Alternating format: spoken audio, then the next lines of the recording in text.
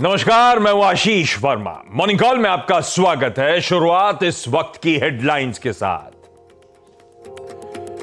Global बाजारों के लिए अमेरिका से अच्छी खबर। कांग्रेस में date ceiling bill pass. US futures में फ्लैट कामकाज। एशिया में निकेई करीब 1% ऊपर। एसजीएक्स निफ्टी में निचले स्तरों से दबाव हुआ कम, अभी 0.25% नीचे। चीन से कमजोर आंकड़े और मजबूत डॉलर से क्रूड में दबाव कायम। भाव 2% फिसलकर $72 के करीब। 2 दिन में 6% से ज्यादा टूटा है कच्चा तेल। ओएमसी, स्पेन, सीमेंट और एविएशन शेयरों में दिख सकता है एक्शन। आज से खुल रहा है कोल इंडिया का ओएफएस यानी ऑफर फॉर सेल। सरकार बेच रही है 3% तक हिस्सेदारी, करीब 7% डिस्काउंट के साथ। ₹225 तय किया गया है फ्लोर प्राइस।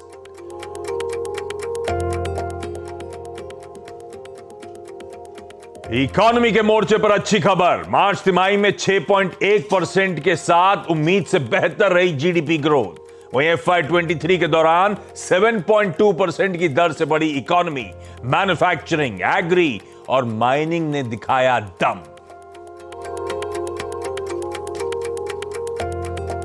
हम कहते हैं कि इंडिया में 4D का पूरा एक समावेश हो गया है। एक तो डेमोक्रेसी, एक डेमोग्राफिक, थर्ड जो डी बहुत इंपॉर्टेंट है इज द डोमेस्टिक इकोनॉमी। तो डिजिटल इंफ्रास्ट्रक्चर ने हमको बहुत एफिशिएंट बना दिया है।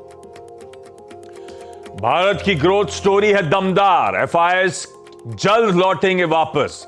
सीएनबीसी आवाज के एडिटर अनुज सिंघल से खास बातचीत में अबैकस एसेट्स के सुनील सिंघानिया बोले, शेयर बाजार में नहीं बन रहा कोई bubble. Financial, infra, IT space को लेकर बुलिश। पूरी बातचीत आज सुबह 10 बजे। और आज आएंगे मई के ऑटो बिक्री के आंकड़े। 24% बढ़ सकती है एमएनएम की बिक्री। टू व्हीलर्स की डिमांड में दिख सकती है ज्यादा रफ्तार।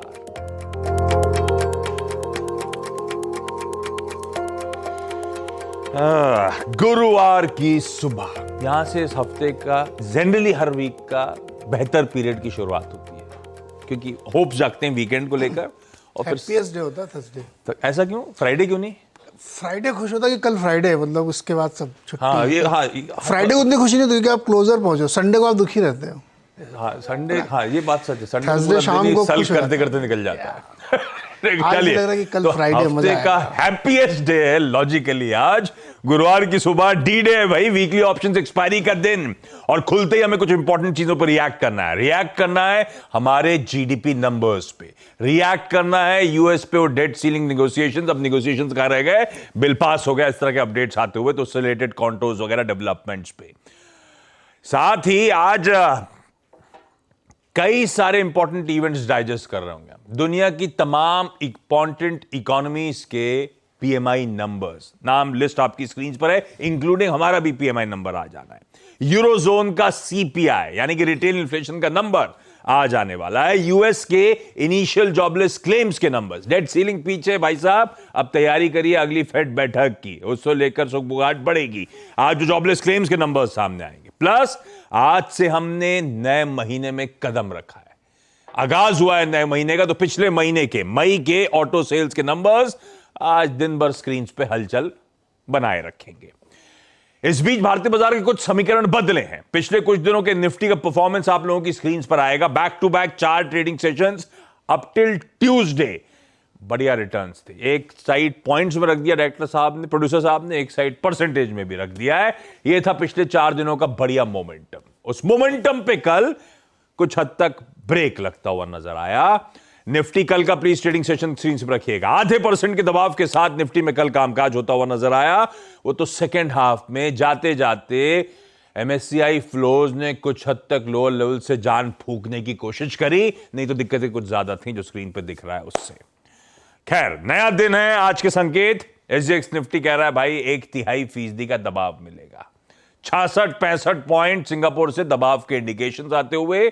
दिखाइए जरा एशिया किस तरह से रिएक्ट कर रहा है वो डेट सीलिंग की। कुछ ही देर पहले आई है, स्टूडियो में एंटर करने वाला था, 5-7 मिनट पहले ये खबर आई। अपडेट्स थे, बिल प्रेजेंट होगा, तैयारी सारी हो चुकी थी। खबर आई बिल पास हो गया। तो एशिया, निकई छोड़ दीजिए, निकई तो अपनी चाल चलता है, कॉस्पी हमारी तरह ही थोड़ा सा सल्की कर रहा है, बाकी एशिया ट्रेड नहीं कर रहा क्या? क्विकली मूव करा करिए, ठीक है, ऐसी पस्त है, मिला जुला कामकाज एशिया में होता हुआ। अब यूएस दिखाऊं नहीं दिखाऊं, फिर भी कल जो हुआ था वो तो दिखाई देता हूं।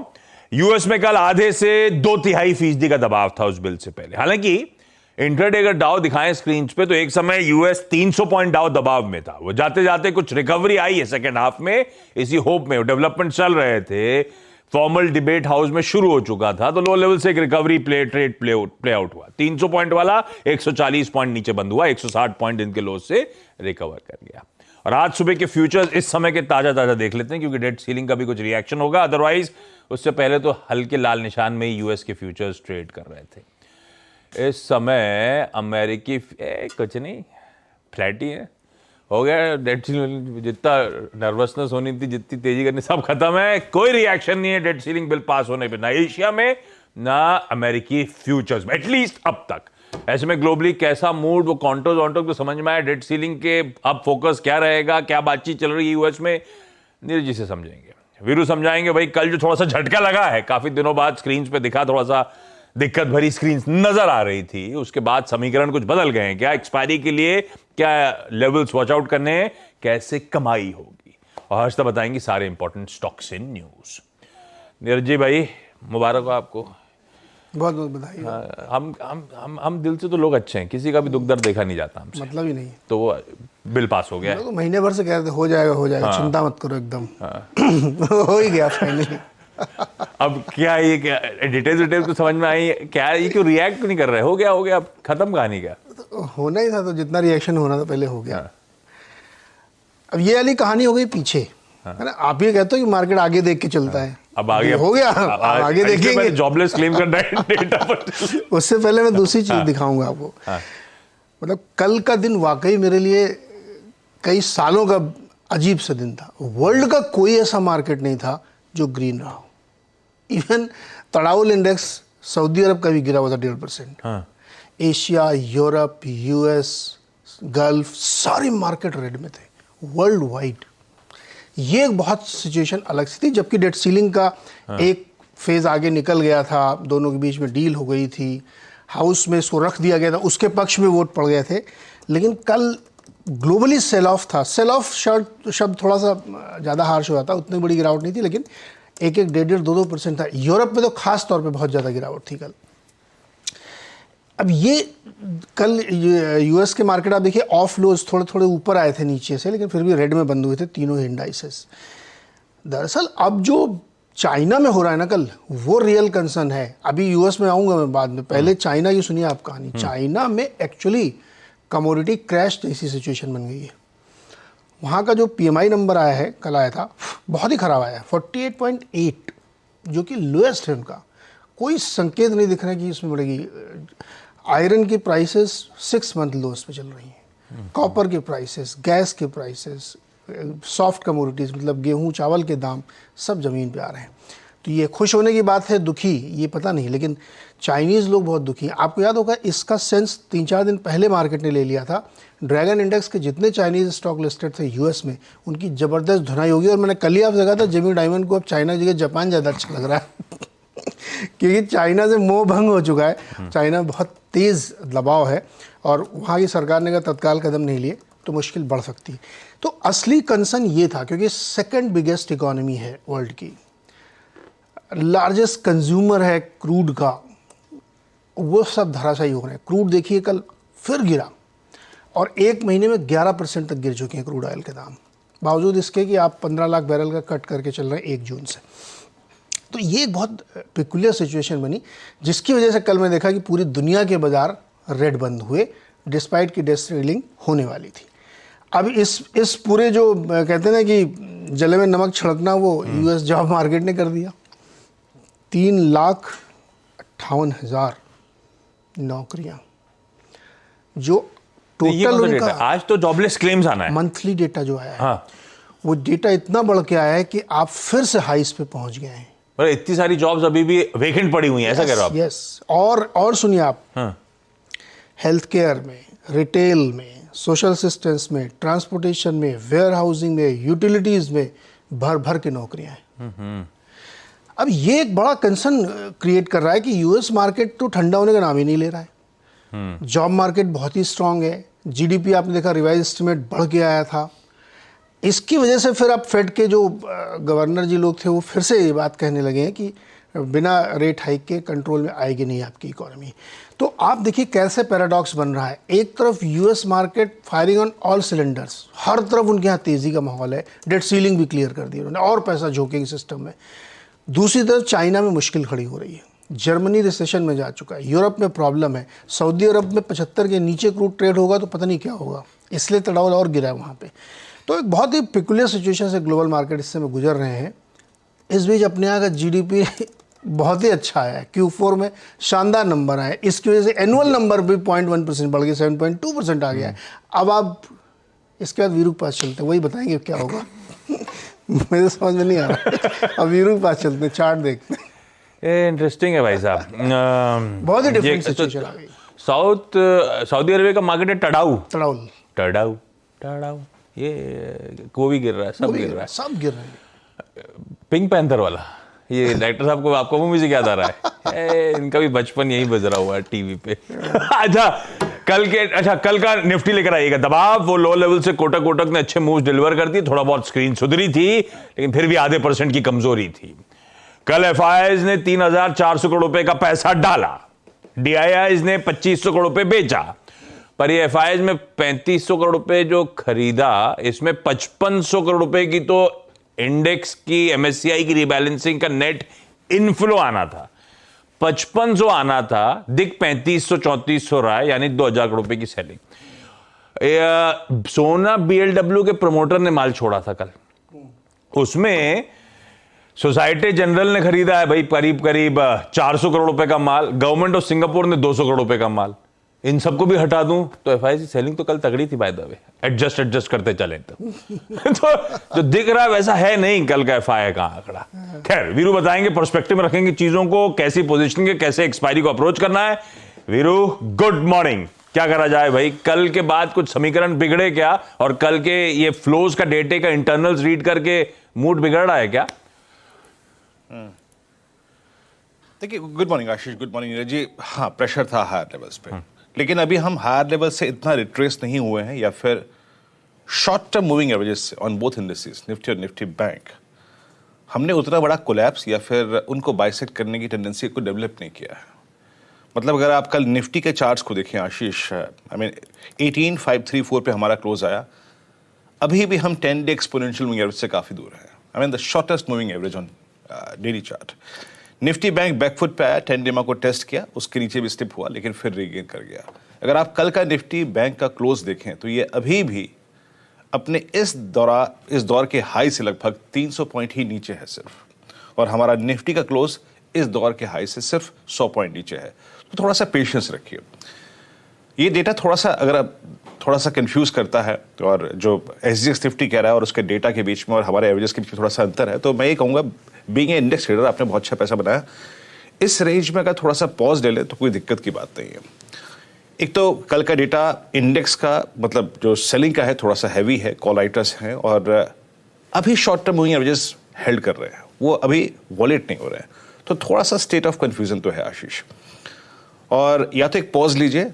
मैं अभी शॉर्ट नहीं करूंगा आशीष, मैं अभी शॉर्ट नहीं करूंगा, क्योंकि अभी भी स्पेशली कंसिडरिंग द फैक्ट कि आज एक्सपायरी है और जो पुट राइटर्स का जोन है वो वेल सिक्योर्ड है, मैं अभी शॉर्ट की वकालत नहीं करूंगा। पहले इन स्टैट्स को समझते हैं। आपने कैश के आंकड़ों को समझा दिया, बखूबी समझा दिया, उसको दोबारा रिविजिट नहीं करेंगे। और डीआईएस की भी सेलिंग थी करीब 25 करोड़ रुपए की। हाँ, कल एफआईआईज ने इंडेक्स बेचा, करीब 18,148 कॉन्ट्रैक्ट लॉन्ग्स को अनवाइंड किया, यानी हायर लेवल से आशीष प्रॉफिट बुकिंग थी, कैश को कन्वर्ट किया गया इंडेक्स के ट्रेड को। And same is the stock futures, यहां पर भी करीब 2100 करोड़ रुपए की सेलिंग, 13,000 कॉन्ट्रैक्ट लॉन्ग करे और 29,000 कॉन्ट्रैक्ट शॉर्ट करे। कॉल लॉन्ग 1,61,000, उसके अगेंस्ट लगभग 1,57,000 कॉल शॉर्ट, यानी हमारे पास एक एक्सपायरी का बहुत वेल डिफाइंड सप्लाई जोन रहेगा। और नीचे पुट लॉन्ग करके पुट शॉर्ट नहीं आई, ये भी आंकड़ा खराब है। बट स्टिल मैं आशीष 10 डेमा और 20 डेमा को काफी रिस्पेक्ट देता हूं, मैं उनके ऊपर कभी भी शॉर्ट के बारे में सोचता नहीं हूं। 18,700 की कॉल, 18,900 की कॉल, 18,600 की कॉल बहुत बड़ा आउटस्टैंडिंग वाई होल्ड करती हैं, 1 करोड़, सवा करोड़ और 1 करोड़ का, और नीचे 18,500 और 400 के पुट लगभग 2 करोड़ का आउटस्टैंडिंग वाई होल्ड करती हैं। आशीष, मैं निफ्टी का बेस 1 डिफाइन कर देता हूं, मेरे स्क्रीन पे आएगा 18,449, 18,392। ये मैंने अपने कल के व्यू में भी कहा था कि जब तक 440, 449 का जोन वॉलेट नहीं होगा मैं शॉर्ट के बारे में नहीं सोचूंगा।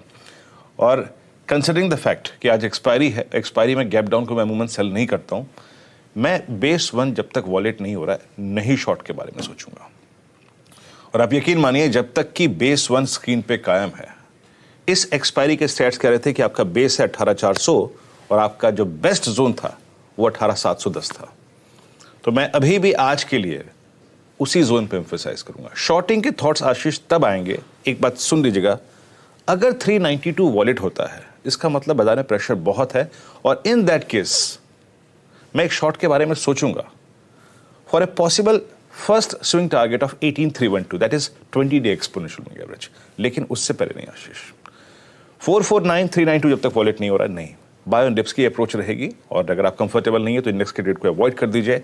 बट जब तक ये पहला बेस स्क्रीन पे कायम है, आपका 573612639 ये किसी भी टाइम तक ओपन है। पुट राइटर्स है, कॉल राइटर्स है। West zone for the day आप मान सकते हैं 639, 612, यहां प्रॉफिट्स बुक कर सकते हैं। लेकिन मैं फर्स्ट के बेस वॉलेट होने तक आइदर अवॉइड ट्रेड या फिर pull back trade, no shorting thoughts.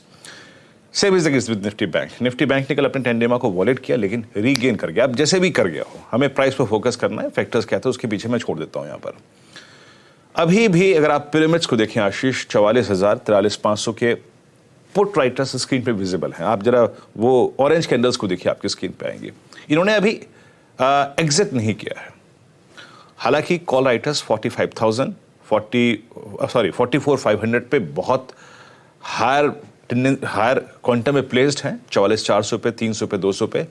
But Ashish, base 1 में आपकी स्क्रीन पे लेके आता हूं, जब तक निफ्टी बैंक का base 1 43,890, 702, that is 20 day exponential moving average, जब तक वॉलेट नहीं हो रहा है मैं शॉर्ट नहीं करूंगा।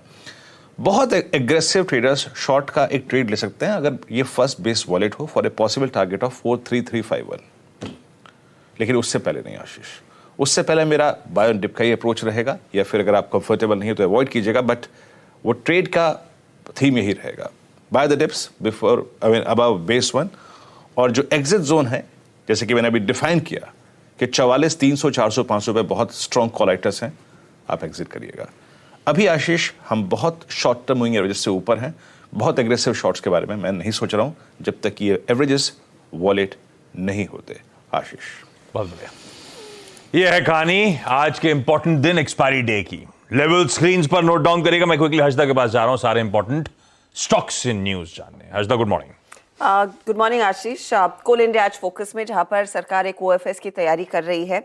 आज से दरअसल ये ओएफएस खुलता हुआ दिखाई देगा, यानी कि 1 जून। और यहाँ पर सरकार का इरादा है करीब 3% स्टेक अपना बेचने का। सरकार के हाथ में रफली 66% तक का स्टेक था, उसमें से 3% ये बेचते हुए दिखाई देंगे। अब प्राइसिंग जो है वो कल की क्लोज से अगर आप कंपेयर करें तो नियरली 7% के डिस्काउंट पर है, 225 रुपए प्रति शेयर के आसपास ये प्राइस तय की गई है। अच्छा, बेसिकली सरकार का इरादा है कि 1.5% ये स्टेक बेचेंगे ओएफएस के जरिए। अगर डिमांड अच्छी रही, सब्सक्रिप्शन अच्छा आता हुआ दिखाई देगा, फिर बाकी 1.5% बिकता हुआ दिखाई देगा। क्लियरली 3% बेचने का दरअसल प्लान है, और इस पर्टिकुलर ओएफएस से लगभग 4,000 करोड़ सरकार रेज करने का तैयारी कर रही है। तो ये सबसे बड़ा स्टॉक रहेगा आज फोकस में। इसके अलावा आज 1 जून है, इस लिहाज से बिक्री के आंकड़े फोकस में रहेंगे। तो क्या एक्सपेक्टेड है वो आपके सामने रखेंगे। पूरे ऑटो स्पेस पर नजरें तो वैसे भी रहेंगी। 2 व्हीलर डिमांड में पिकअप देखने को मिल रहा है, तो उसका कुछ इम्पैक्ट हीरो मोटो, टीवीएस मोटर पर देखने को मिल सकता है। डोमेस्टिक डिमांड के लिहाज से स्थिति कुछ बेहतर होने के आसार हैं। पैसेंजर व्हीकल से डिमांड कुछ स्लो डाउन देखने को मिल रही है, तो इसका खामियाजा शायद अशोक लेलैंड, टाटा मोटर्स जैसी कंपनियों पर देखने को मिलेगा। टाटा मोटर्स के एक्सपोर्ट्स पर नजरें रहेंगी, और एलसीवी मार्केट में थोड़ा सा डिक्लाइन देखने को मिल सकता है वीक डिमांड के चलते। तो पैसेंजर व्हीकल्स देखते हैं कैसे परफॉर्म करता है, और साथ ही साथ कमर्शियल व्हीकल्स में of course Tata Motors, Ashok Leyland जैसे प्लेयर्स कैसे करते हैं। पैसेंजर व्हीकल्स में ऑफ कोर्स मारुति पर नजरें रहेंगी। तो ये मारुति और आपका टाटा मोटर्स के साथ M&M पर नजरें रहेंगी। ये रफली एक्सपेक्टेशंस है, जैसे जैसे नंबर्स आएंगे और कुछ ही देर में आना शुरू हो जाएंगे, नजरें बनी रहेंगी। अच्छा, आज TCS भी रेडार पर रहेगा, क्योंकि एज डिसाइडेड TCS के जो वेटरन है और जो फॉर्मर BFSI हेड थे के कीर्तिवासन, वो दरअसल TCS के CEO और MD के चार्ज के तौर पर कमान संभालते हुए दिखाई देंगे। राजेश गोपीनाथ उनको पूरी तरह से आज से हैंडओवर कर रहे हैं। याद रखिएगा, जब भी हमने कंपनी के नतीजों के बाद मैनेजमेंट से बातचीत की थी, उन्होंने कहा था जो स्ट्रैटेजी है उसको जस के तस रखा जाएगा, उसमें कोई बदलाव नहीं होगा। तो वो एक स्टॉक है, देखते हैं आज मार्केट कैसे रिएक्ट करता है इस दरअसल हैंडओवर या फिर ऑफिशियल टेकओवर के बाद स्टॉक फोकस में रहेगा। मैंगनीज और भी आज खबरों में, जहां पर कंपनी ने कुछ अपने और ग्रेड्स के दामों में इजाफा किया है। लगभग 10% तक का इजाफा यहां पर प्राइसेस में आता हुआ दिखाई दिया है। लॉरस लैब्स भी रेडार पर रहेगा। इन्होंने एडिशनल दरअसल 7% स्टेक खरीदा है इम्यूनो अडॉप्टिव सेल थेरेपी में, जो करीब 80 करोड़ के आसपास का है, और अब इस पर्टिकुलर एंटिटी में इनका स्टेक 33.86% पर आ गया है। तो वो स्टॉक भी रेडार पर। एक रिपोर्ट में कल अखबारों में पढ़ रही थी, और स्पंदना स्फूर्ति रेडार पर रहेगा, जहां पर ये खबरें हैं, रिपोर्ट्स ये सजेस्ट कर रही हैं कि जो कंपनी की फाउंडर है पद्मजा गंगी रेड्डी, वो करीब 14.5% स्टेक ऑफलोड कर सकती है इस पर्टिकुलर माइक्रो फाइनेंस कंपनी ने। आपको याद होगा मैनेजिंग डायरेक्टर थी ये, और करीब 1-1.5 साल पहले अनसेरेमोनियसली इनको स्टेप डाउन करना पड़ा था, क्योंकि निवेशकों से तुच्छ यहाँ पर अनबन हुई थी, और अब उनकी तरफ से कुछ स्टेक सेल आता हुआ दिखाई देगा। तो ये एक और स्टॉक है जो खबरों में और आप रेडार पर रखेंगे। रखिए इन तमाम स्टॉक्स को रडार पे। क्विकली आज का events calendar, weekly option expiry का दिन, नए महीने का आगाज भी हो रहा है भाई आज से। ऑटो सेल्स के नंबर्स बिल्कुल सही, आज रडार पे रहेंगे। मैं लिख के लाया था, हमें कई सारे सेंट्रल बैंकर्स की स्पीचेस पे रिएक्ट करना है, ऐसा कुछ निकल के नहीं आया ना किसी से भी? दोनों ने कहा है कि रेट हाइक होंगे। बैठक कब है? 14 जून, 14 से 16। नेक्स्ट टू नेक्स्ट वीक, अभी टाइम है, ठीक है। हमारे S&P ग्लोबल मैन्युफैक्चरिंग PMI सुबह 10:30 बजे।